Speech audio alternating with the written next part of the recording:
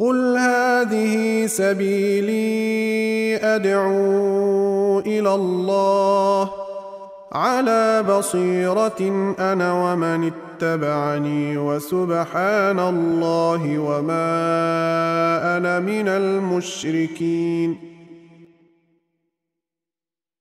السلام عليكم ورحمة الله وبركاته. بسم الله الرحمن الرحيم. الحمد لله والصلاة والسلام على سيدنا ومولانا رسول الله وعلى آله وصحبه أجمعين. The group working in Al-Baseerah has received an important question that most Muslim sisters ask. And this question is extremely important because it happens to nearly every single sister.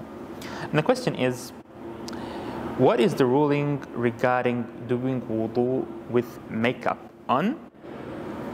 And what is the ruling regarding the halal makeup or wudu-friendly makeup that is well known to everyone and people use? So the answer is Bismillah ar-Rahman ar-Rahim, Alhamdulillah, wassalatu wassalamu ala Sayyidina Rasulillah wa ala alihi wa sahbihi ajma'in. That an important condition in wudu is that the water touches the skin itself. Not only does it touch the skin, but it flows over the skin. So it's not permissible in wudu, for example, to just get a wet cloth and touch your skin with it. The water needs to flow over the skin. And the same thing regarding the nails of a person. And that's what wudu means. And many ahadith tell us that the Prophet ﷺ ordered some Sahaba who missed a tiny dot on their foot in wudu to redo that part. And Ibn Umar radiallahu anhu was narrated to have ordered one of the Sahaba who did wudu and left a little bit of his foot unwashed to wash that part again. So when someone puts on makeup, they might think that makeup doesn't prevent water. I'm still washing my face. And the answer is that we need to go back to the wordings of the scholars of Islam, of fiqh, of jurisprudence, and understand what the definition of washing is and what are the things that stop water getting to your skin. So we just explained that washing means that water has to flow over that part of your body. And there are certain things that prevent water, prevent the washing process, and things that don't.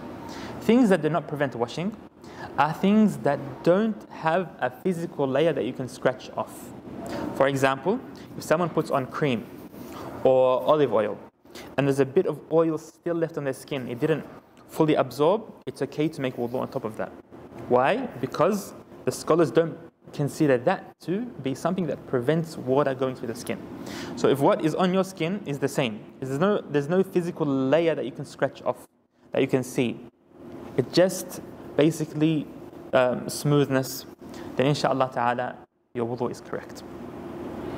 But if there is a layer on your skin, whether that is mascara or lipstick or anything, and there's a layer that can come off, if you were to wipe it, you find that the tissue that you wipe with comes back and it's not clean. It comes back with a layer of dust on it or with a bit of lipstick on it, then it's not permissible to do wudu on top of these things. Whether it's nail polish, whether it's something on your face, whether it's something on your hair, it's not permissible to do wudu on top of these things because it's considered to prevent the water in Islam.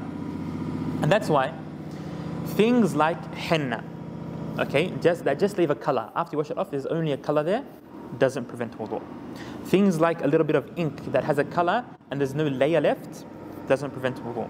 But things like lipstick, nail polish, and other products that leave a layer, even if it's a small layer, prevent wudu, and your wudu is not correct if you do it with them.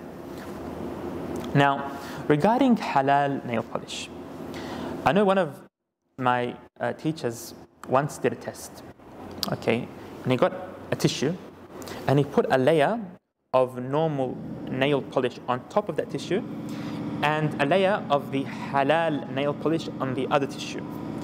And once they dried, he dropped a few drops of water on top of each layer, and the water didn't go through any of them. Okay, and even without this experiment, the reality of what I know and what I understand and have seen from halal nail polish is that it does leave a layer on your skin.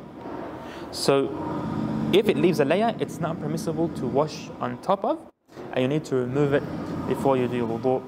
And of course, perfecting wudu isn't only important in Islam, but it's also a condition for your salah to be accepted, the most important act of worship.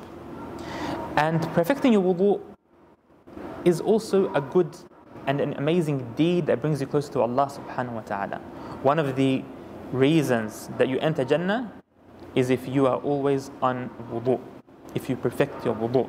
So don't take wudu lightly. Wudu is an important act of worship, and our scholars always mention that wudu is the key. It's the key to success, to salah, and purifying your outside, inshallah ta'ala, later on leads to purifying your inside. And ask Allah subhanahu wa ta'ala to accept from us all.